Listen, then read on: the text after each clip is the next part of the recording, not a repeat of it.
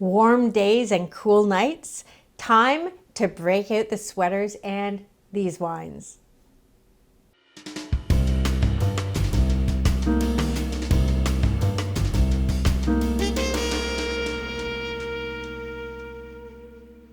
Hi, I'm Carolyn Evans-Hammond and welcome to my tasting room.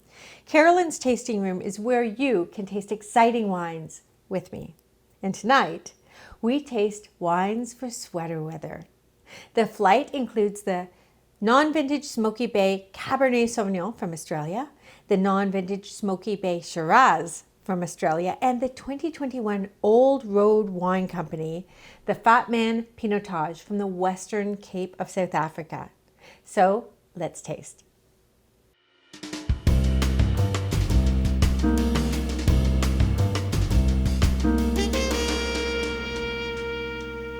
So the first wine in our flight is the non-vintage Smoky Bay Cabernet Sauvignon from Australia. We all know Australia is a warm place. It produces ripe, rich reds, velvety Cabernets, and that's exactly what I think we're tasting today. But you decide. Pour yourself a glass and let's taste. First, notice the color. Great depth of color, correct? Now, Cabernet Sauvignon has thick skins. It's going to impart some density of color for sure. But here we've got great depth of color, which suggests ripeness, ripe fruit, everything you want. It's also, clear and bright. If you look sort of at the rim, which is where the wine meets the glass, you can see that. And that transparency is important because it's a mark of stability, a mark of quality. So clear, bright, and give it a swirl and let's have a sniff. Isn't that lovely? That's why Cabernet Sauvignon is the most planted grape variety in the world.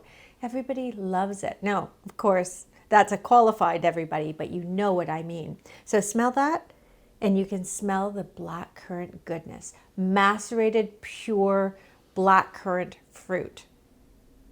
But there's more going on too. There's, blueberry pie, the kind that grandma makes. There's a whisper of cedar, which suggests oak treatment.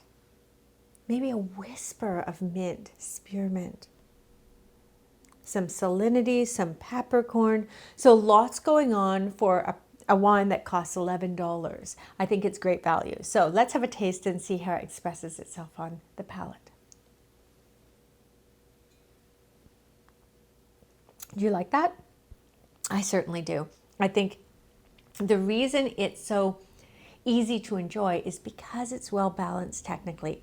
So let's unpack that. First, have a quick sip. Focus on the sides of the palate to see how much your mouth waters. Quite mouth-watering, isn't it? That's something you don't notice if you're just drinking the wine. And that's because that acidity is high enough to balance this nice, full fruit concentration in the center of the palate. The 13% alcohol experienced at the back of the palate, but not as heat because, again, it's just balanced. And the touch of residual sugar at the front of the palate, which is beautifully in balance with the acidity, so you don't notice it at all. It just tastes round, ripe, and easy to enjoy.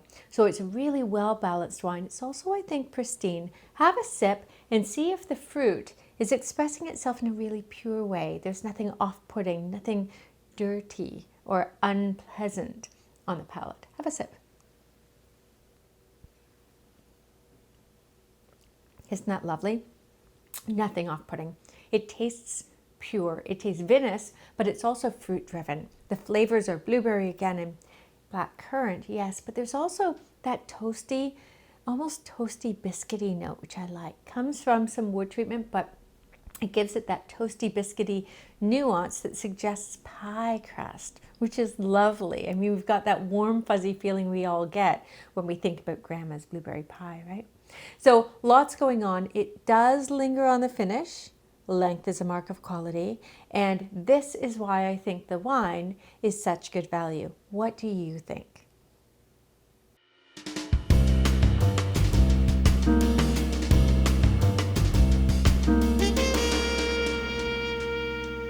And the second wine in our lineup is a Shiraz. It too is from Australia. It's from Smoky Bay. It's a non-vintage dated wine that's $11, but I think it packs incredible value. But you be the judge.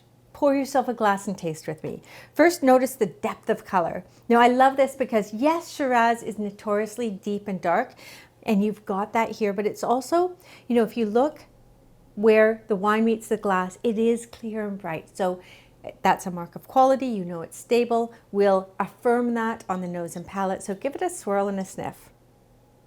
Clean, pure, also slightly brawny, which I like. Now, Shiraz for me is often choco berry with a hint of black pepper. I think it's like that for a lot of people, and I'm getting that on the nose for sure, but I'm also getting a damp earth note, which I really like. It lends a little bit of savoriness, a little bit of complexity that sort of works within that framework. The dark pepper absolutely gives that savoriness, but you know, the choco berry can be very sweet and confected on the nose and palate. This balances it all out and just makes it yummy. So yes, all of that. And the chocolate expression is interesting, isn't it? Milk chocolate as well as dark chocolate. Melting chocolate as well as dusty cocoa powder. And the plum note, sort of a plummy, jammy note, as well as the poached or macerated mixed berries. Love it. And on the finish, a little bit of, on the back note, a little bit of that crank of black peppercorn. I love that. So lots going on for an $11 wine, and I think it's one of those reasons Australia is so known for its Shiraz. So let's have a sip. Isn't that beautiful? Bright, lit, and yet also full-bodied and you know, packed with fruit stuffing. Balanced, yes, nothing is sticking out. There's no alcoholic heat at the back of the palate, no acidity sticking out. There's no sweetness showing through. Beautiful balance. So technically very correct and very clean. Nothing off-putting here. The thing about this wine is also it's 13% alcohol, which means it's firmly medium-bodied, making it easy to enjoy at the table or at the barbecue, or you know, if it's past barbecue weather for you. Nowhere in Australia is past barbecue season, but if it is for you, then you know you can pour this with anything you're serving from your kitchen. So delicious. Also works marvelously well with cheese at cocktail hour. And the finish is nice and long. What I like about the finish too is it retains that sweet, savory tension, which is fantastic because again, you want that because it creates versatility. Jam-packed value here for the money.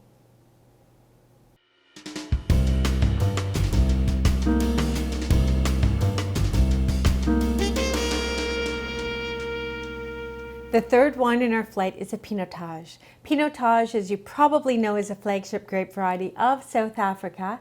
And this wine is a brand that you might know. It's called the Fat Man Pinotage. And it's a wine that I've loved for a long time. I think it's really smart value at around $17 a bottle. Pour yourself a glass and let's see what you think. Notice the depth of color first. Absolutely dark wine, just like the last two, which for sweater weather feels right. You want depth of color because, you know, it's fall and it's going toward winter. So deep, dark, opaque, classic for Pinotage. And on the nose, just swirl, get the aromatics up into the bowl of the glass and then put your nose right in there. Now this is an interesting one because it's shy on the nose. It's not wildly aromatic. And that can be a function of a number of different things, but what it is it's clean and it's on point for what you want to smell in Pinotage. So it's shy, but there is that dark licorice note, that black fruit, that touch of earthiness. These are things I often associate with Pinotage. It can also be associated with plum, like damson or dried plum. I'm not getting so much of that with this one. I'm getting more licorice and dark black fruit, blackberries, even a little bit of black cherry, which I like. So on the palate,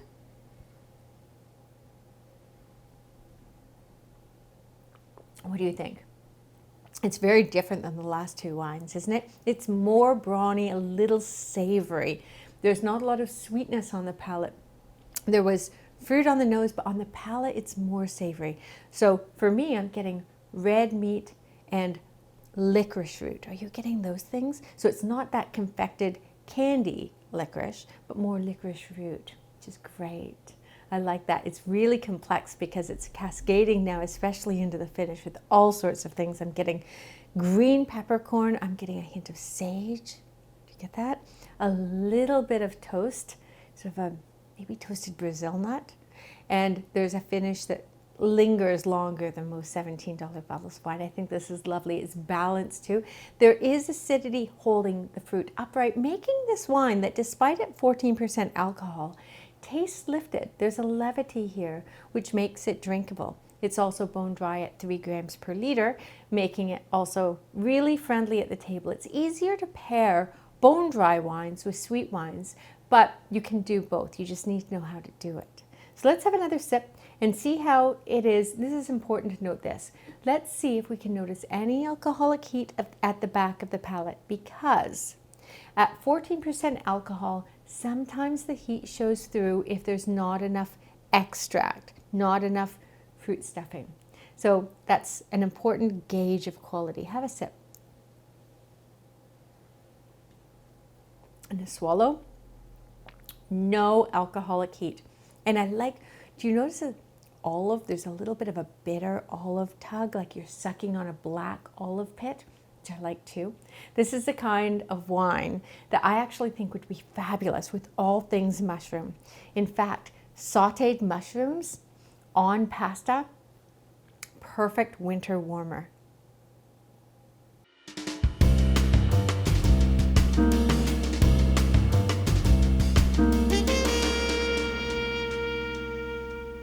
So there you have it, 3 reds for sweater weather.